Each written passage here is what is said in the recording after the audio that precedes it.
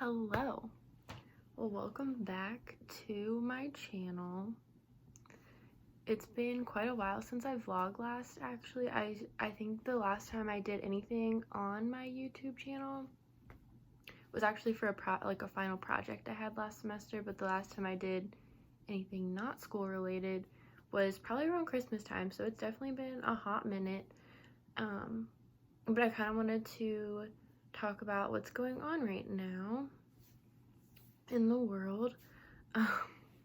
So as everyone knows, there's a pandemic going on known as the COVID-19 virus, or better known as the coronavirus, and it's impacted so many different countries, so many different people and families, and I just kind of wanted to talk about how it's affected me personally over just the past week, and kind of how I've coped with it, how I haven't coped with it, and just kind of maybe being able to talk about it, just speak out loud, will kind of help me understand my thoughts and just kind of get those out into the world. So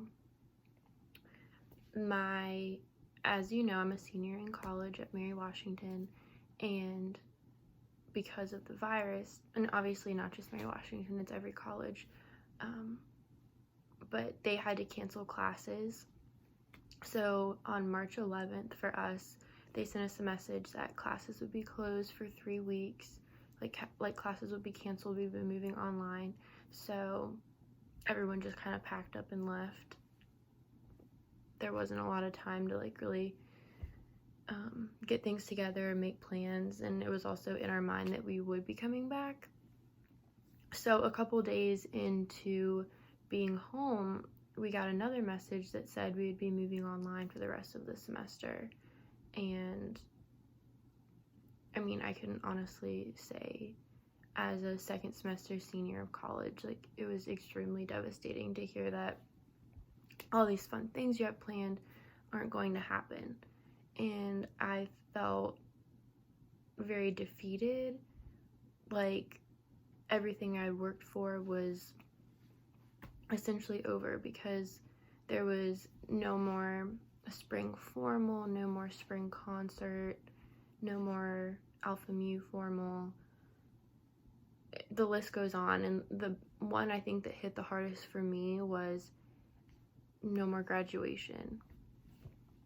And this just made everything feel like the world was crashing down. I just cried. We've been in quarantine now for 8 or 9 days, and I'm pretty sure I've cried at least 8 of them.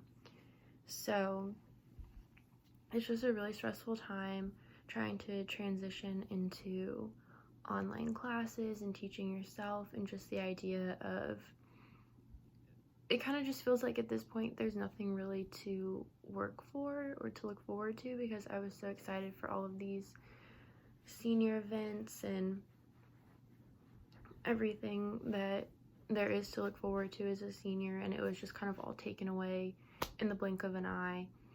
And another one of the hardest parts, I think, for me was just not really be able to say goodbye or kind of get closure on the university itself, and all of the people. I feel like I developed really strong connections with so many different people, and I, for one, can say that my on-campus job played a big role in my life at Mary Washington, and not being able to properly say goodbye to my coworkers and just all the people that I would see. There's a lot of foot traffic in that building, and being able to just thank my boss for everything, and being able to manage a building was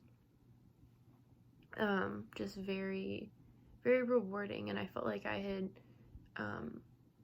done something at the school, and I don't know, just something about that building, just being there.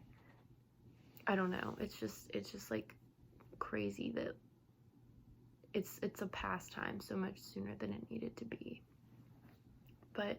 And just not being able to say goodbye to people who weren't necessarily my close friends, but people who I had classes with, or I would see on a daily basis, or it was part of a routine, and I think that's the hardest part, just having to completely stop what you're doing and start over somewhere new, or not even necessarily start over, but going back to what you knew before. And that just makes it 10 times harder because it was unexpected, and everything just happened so fast, and I felt like, and it still does, like the hits just keep on coming. One thing after another just keeps getting taken away, and it's so hard to see these things happen. And I don't want it to sound like I'm being selfish, because I'm not, and I know that everyone is experiencing losses and devastation in different ways, but I just felt like I need to talk about personally what I'm feeling, and it's just so much to take in so quickly. And now it's just, you can't really see the light at the end of the tunnel at this point. You just don't know when things are going to get better, and it just seems like there has to be like something good to come soon, but right now it just doesn't seem like it. But just to kind of go off of what I've really taken away from this whole experience is just that no day is guaranteed, and that like things can change so quickly. Like literally in the blink of an eye, something can change, and it can completely alter plans and what you thought once were, or what was going to be. It's just not it anymore.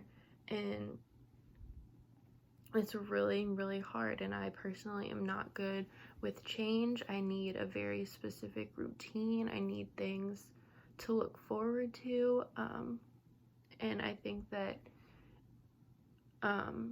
this has just been very eye-opening for me, that you really just have to take every day for what it is and try not to focus so much on the future, and just really live in the present and embrace every moment and the people you're with, because things can change, and it's very much out of your hands, and there's nothing that you can do about it.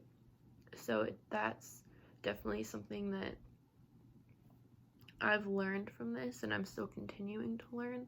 And honestly, at this point, there's so much more that's going to come up, and that I myself will have to deal with, and everyone around us will have to deal with. And I think that in a way it's kind of nice that there's comfort in numbers, and the fact that everyone is experiencing this, as bad as it is to say. It's not just me who's experiencing these losses. It's not just my friends. It's not just Mary Washington students.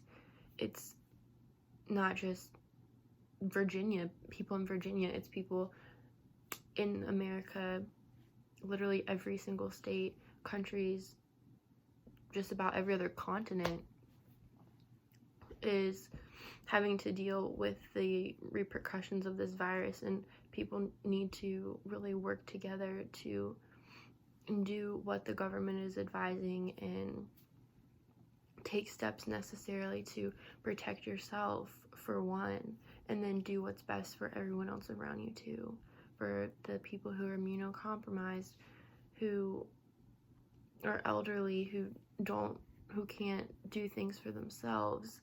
It's absolutely crazy to like see that this is where we're at right now, and I know that things will get better. It's just really hard to take in, but I think that there's so much that, like I said, can be learned from this situation, and I just really hope that things change soon. And I can't say what I'm going to be doing necessarily a week from now. I can't say what's going to be happening in 3 months. Like, this could still be going on. I don't know. This could change pharmacy school for me when it starts.